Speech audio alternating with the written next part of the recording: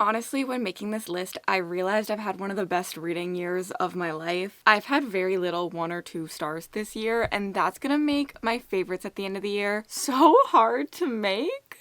Like, what am I gonna do when I just have all these books that I want to talk about? How do I make a top 10 at the end of the year? It was hard enough going through every single month and picking my best book of the month. Honestly, even picking my worst book of the month was really hard because a lot of these are 3 stars. In today's video, I'm gonna go through and tell you by each month what my best book was and what my least favorite book was. This way you have an idea of what I've been loving. You get a little reflection on the last 6 months, but it will not spoil my best of the year for the end of the year. You'll know which books to pick up and which books to avoid. I hope you pick up the good ones because there are so many in here that left me wanting more. And that's when the sponsor for today's video comes in handy. Thank you to Bellesa for sponsoring today's video. Bellesa is a bi-woman company for all things sexual wellness, and Bellesa and me are doing a giveaway where everyone who signs up wins a free rose suction toy with your order. The link to the giveaway is in the description below. The rose toy is a good one. Bellesa's mission is to empower everyone to embrace, explore, and celebrate their sexual wellness, and I think that is something we really all should be doing. I think it's an incredible mission. I try to do it here on my channel. Let's talk about the rose first. This toy literally looks like a little rose. How cute is it? This bad boy has 10 different modes. It fits real nicely in the palm of your hand, which will help to provide you complete control over your experience with this thing. You just use this button on the side to go through all 10 modes, so it's really, really easy to use while you're in the zone. One of my favorites is the thump. I love how discreet it is because, as I said before, it looks literally like a glasses case. Like, no one's gonna expect you just to have the thump in here. This thing does it all. It vibrates, it suctions, and it thumps. It suctions on this side, and then this side does the thumping. Didn't know I was a thumper, but I might be. We have the Air Vibe, which is another discreet case, and I will say the package to your door is also really discreet. No one's gonna know what you had ordered until you open it. This one suctions, but it also has G-spot stimulation so that you get like the good places all at once. Of course, this is waterproof. And then last but certainly not least, we have the Pebble. This one is so tiny, I love it. It fits perfectly, again, in the palm of your hand. And the suction and the vibration on this one are controlled independently, which means you have complete control over everything. There's no weird pattern modes. And I truly loved that because I could decide exactly what I wanted. These toys definitely come in handy because some of these books left me wanting more because they were just so good. And some of these left me wanting more because I was sad when I finished them and they weren't that good. Either way, I definitely turned to Bellesa. The link to the giveaway is in the description, and everyone who signs up wins a free rose suction with your order. And now let's get back to the books because good girls read books. I'm gonna start in January and I'll take you through the last 6 months of my reading. First off, January was my best reading month. I gave out so many 5 stars. January had me giving out 5 stars, so it was impossibly hard to choose which one I liked best. I'm going with the one that's made the most impact on me and that I've thought the most about and that I've been searching for another book similar to. But I do have a feeling that you'll see some of the other 5 stars on my end of the year, best of the year list. But for January, my best book was Phantasma by Kaylee Smith. I read this for Booktuber favorites and it did not disappoint. I was actually very skeptical about this book. I wasn't going to read it. That's the funny thing. I had no interest in this book, but then so many booktubers raved about it that I had to read it in that video. And I'm so glad I did because I ended up fully head over heels for this book. People say if you simped over Danny Phantom, you'll simp over Blackwell, and that's 100% true. I can confirm. I feel like Kaylee Smith's writing is just very beautiful in this. There were so many quotes that had me just like itching to highlight or remember for later. It really, really stuck with me, the things Blackwell was saying. Also, Ophelia, I feel like she had a really good amount of personality and said a lot of very insightful things while making some stupid decisions, but I love an impulsive character. Truly, I feel like they make the best stories because, like, as long as I can understand their motivations and why they'd make that impulsive decision, I can get behind it, and then it leads to like the craziest moments. In Phantasma, we follow Ophelia, who enters Phantasma to look for her sister who's gone missing. Phantasma is a once-a-year thing where a competition of deadly trials takes place, and when you sign up, you can't leave. And the only way for Ophelia to find her sister is to win, but things start getting deadlier and deadlier as she realizes the trials are not playing it safe. She ends up having to team up with a charming and arrogant stranger who is a a devil in the house who promises to help her through the trials, although she will have to ignore her feelings that start to develop for him because there's nothing deadlier than the trials except for giving your heart away in the walls of Phantasma. This had a really gothic setting to it as well, and I feel like the trials were so good. I wish that they had been longer. That's like my biggest complaint about the story, but I think that they were so raw feeling, and there are so many trials in here that I really remember every detail of that have stuck with my brain. There was a trial that I literally wanted to like throw up after reading in like the best way possible. I know that probably sounds insane, but like it was just so like vivid to me, and I'm not someone who like pictures things when I read, so that feeling and that like emotion was so overwhelming to me in this book, and I loved that for it. So I really have to give Phantasma a big shout out because I have thought about this book time and time again throughout this year. My least favorite book in January was another book that I read for Booktuber favorites. However, it was something outside my comfort zone, and it was Wild Love by Elsie Silver. I actually gave this book 3 stars, so it's like not like it was a terrible book, but it was the lowest rated and the lowest thought about in my brain of that month. I think since reading this, I've read 2 other Elsie Silvers, and personally, I don't think Elsie Silver is for me. I know that's probably a really hot take in the romance community. I felt like this really fell flat for me. I feel like it was very surface level and didn't get deep enough. I think the pacing was off. I don't know. I just like didn't fall head over heels for this one. And honestly, the worst thing about 3-star books, I prefer when I have 1 or 2 stars on worst of the year listings because a 3-star tends to leave my brain. Like I don't really remember a lot about this book anymore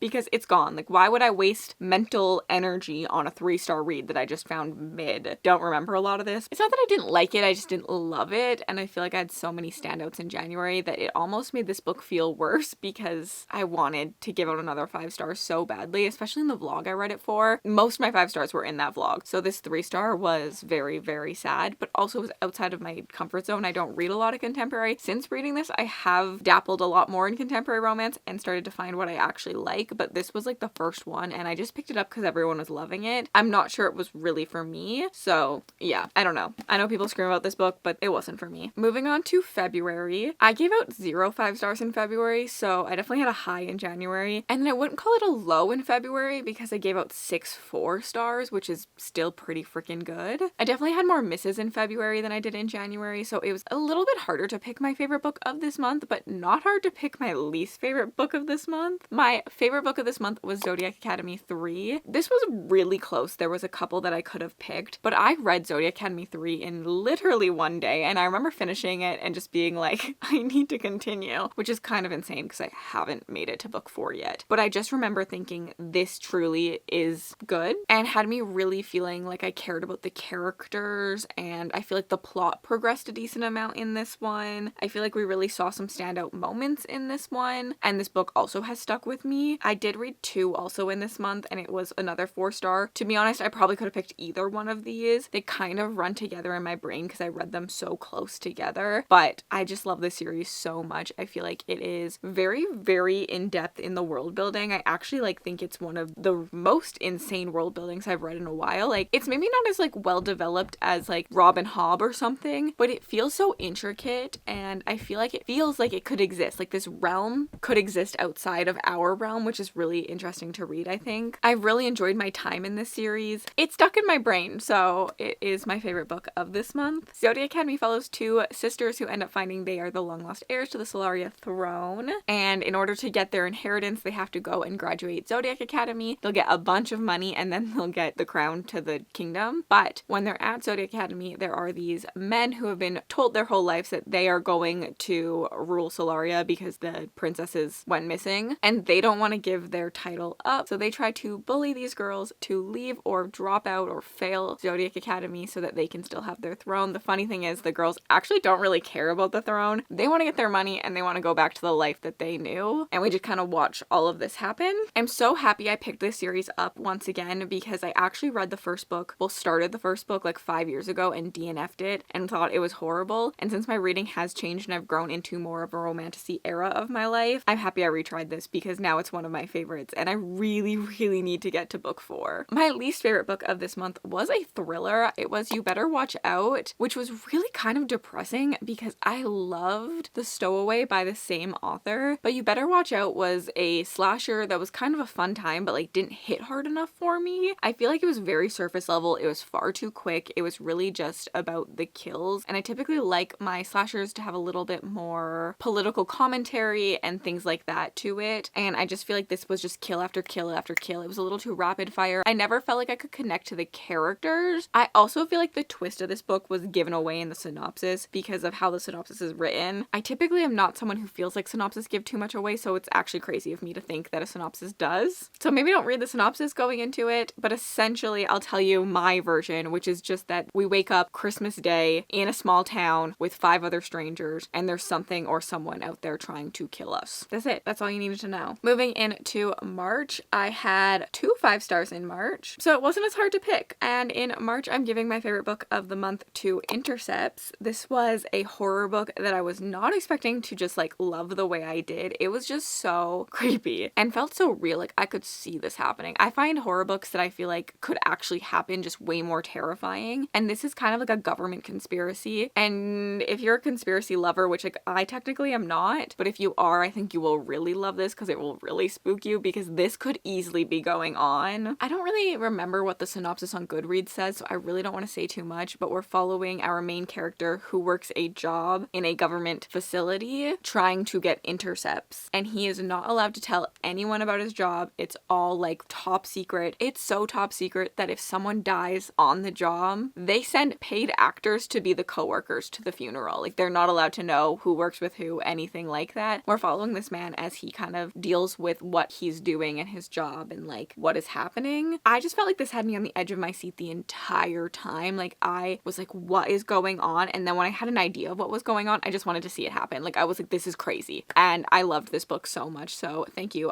Books with Lexi told me to read it, and I had a great time with this one. I really do want to try more from this author now. My least favorite book in March was also really not that hard for me. It was a 2-star, and it goes to Rhapsodic. I actually have tried this book before. Way back when I tried Zodiac Academy, I tried this book and I DNF'd it. Tried it again. Wish I had continued to DNF it. So it's kind of funny that one book that I tried before can be such a win and one cannot. And like it shows how your reading changes but also doesn't. Rhapsodic follows our main character who has somehow made so many deals with the bargainer that she has like 1,000 bargains on her arm, which is so weird. Everyone knows that the bargainer comes to collect after like 1 or 2, and his price is really high, so it's not always worth the bargain. But for some reason on our main character, he has never come to collect until now. I didn't love this one. I think part of the reason I didn't love this one is it's told in 2 timelines, and one timeline, like the first time we meet, she's underage and he's not, and nothing happens between them until she is like of age. But I couldn't get that scene out of my head, and I think that that's something that really doesn't work for me. That power imbalance and then the power imbalance of like a fatherly relationship, those are 2 things that I think are becoming hard-nosed for me to read about. I don't mind like parent-teacher, like that happens in Zodiac Academy. I don't mind that as long as they're like of age, like in college. But something about underage things, I don't know, it just made me icky that I don't know. I wasn't a fan, which is crazy because I do like an age gap in like vampire things, but it's just done differently. Like they kept reminding us that she was underage at this time and he wasn't, and I just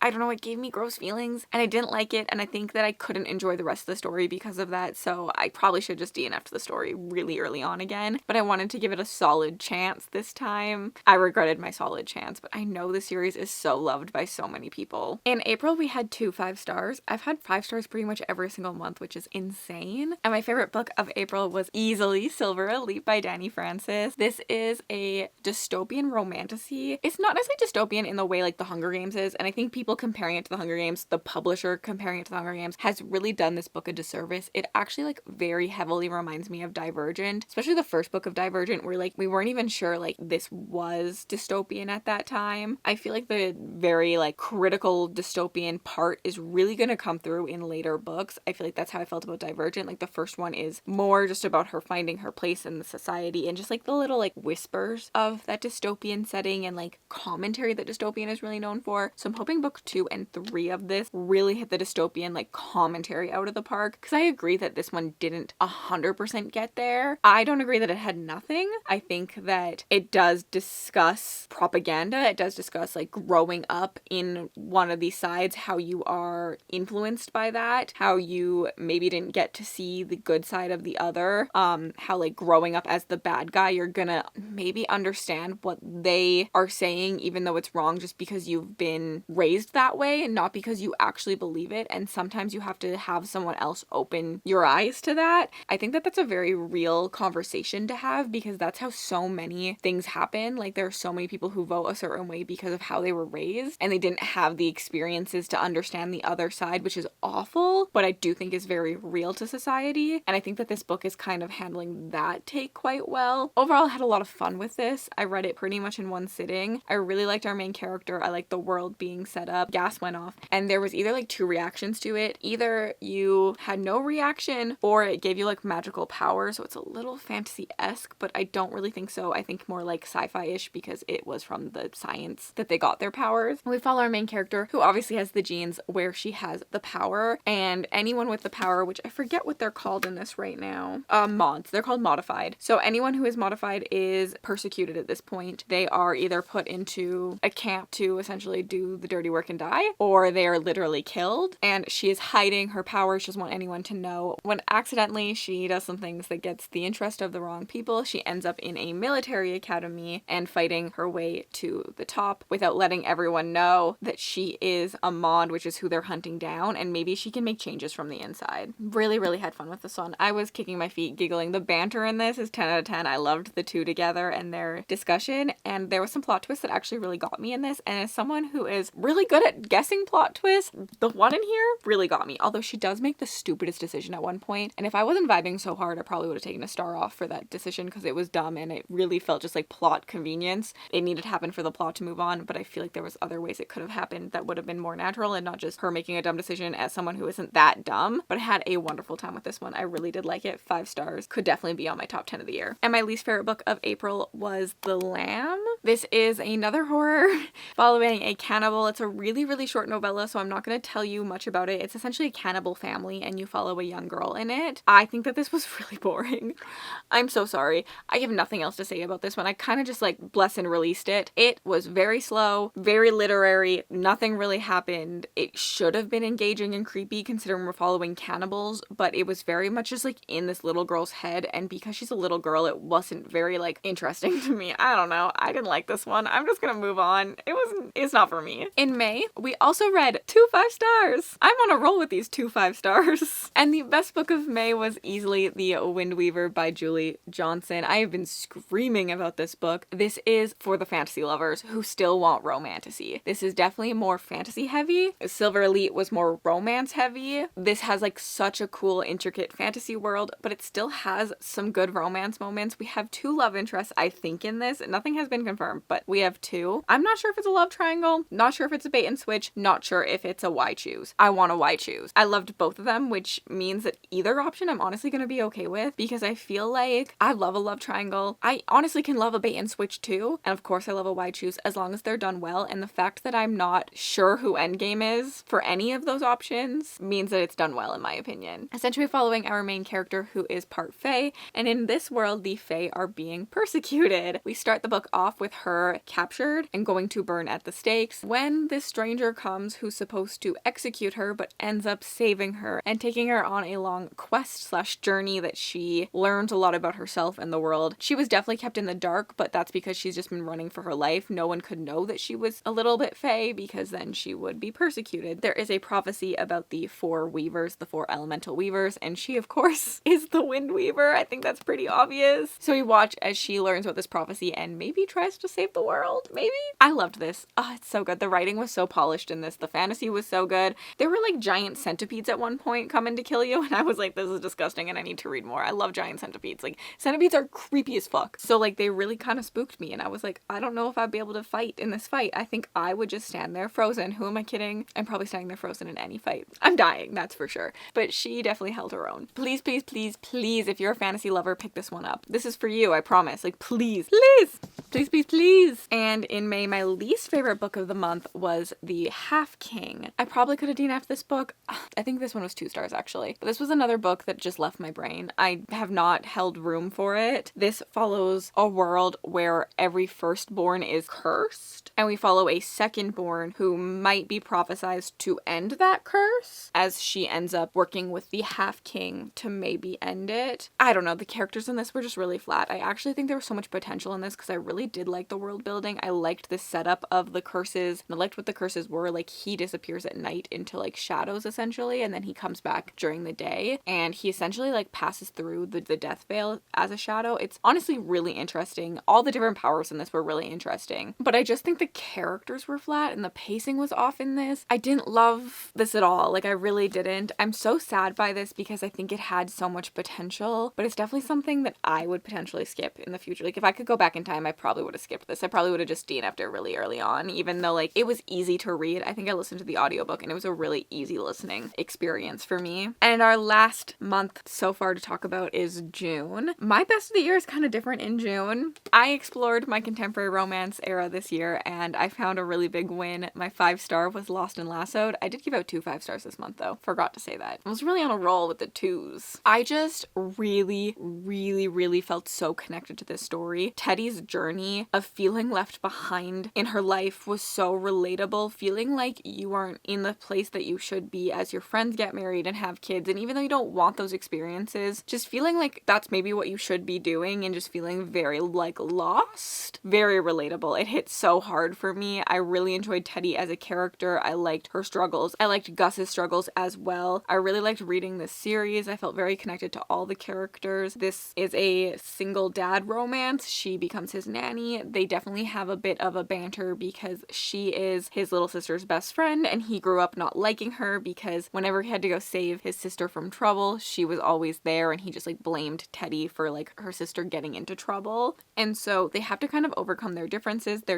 in personality and all of that. I feel like the banter in this was good. They've been setting this book up since the first book in the series and it did not disappoint for me. I literally loved this. I ate this up. I want more of it. Give me more. I cannot wait to read Lila Sage's new book this year because I read this whole series and I loved it. Like, I really do appreciate Lila Sage's writing. I appreciate the different conversations she puts in the story. I highly recommend the whole Meadowlark series. This one is definitely my favorite, although I think book 4 is the best written, but I loved the tropes and the characters and I just resonated with Teddy so much in this one. This was a favorite of mine. I definitely recommend picking it up. And my least favorite read of June was Lady of Doom and Devotion, which was a 3-star. This was the end of a series, which is kind of sad for me to give the end of a series just a 3-star. I really didn't care about this at all. I think the series started off so strong. It has such cool world building and stuff that I really liked, but the characters were just like not that interesting and I think the story was really repetitive in the end. I think that this was a book that I loved book 1 for the plot and the murder mystery element, and I needed to love it for the romance, and I never really cared about any of the men. So that's a struggle when you're reading a Why Choose Romantasy. You don't care about any of the men. There's 5 of them, so I probably should have. Honestly, some of them gave me the ick too, and I don't think that's very good. I don't know. I am really struggling with Eva Chase now because I feel like all of her series start off strong and then go downhill for me. As I read more of them, I feel like characters feel really similar. I want to read a couple more. I want to give a couple more a chance, but this one really let me down and I think I need a break from her writing for a little bit just because of that. In the first book, we're following our main character who stumbles across a dead body and accidentally steals their soul into herself, and she now has a voice inside of her head from this dead body. And turns out this girl had been murdered because she was onto something, a conspiracy to take down the king and the royal family, and she begs our main character to help her, gets her to go back and tell her friends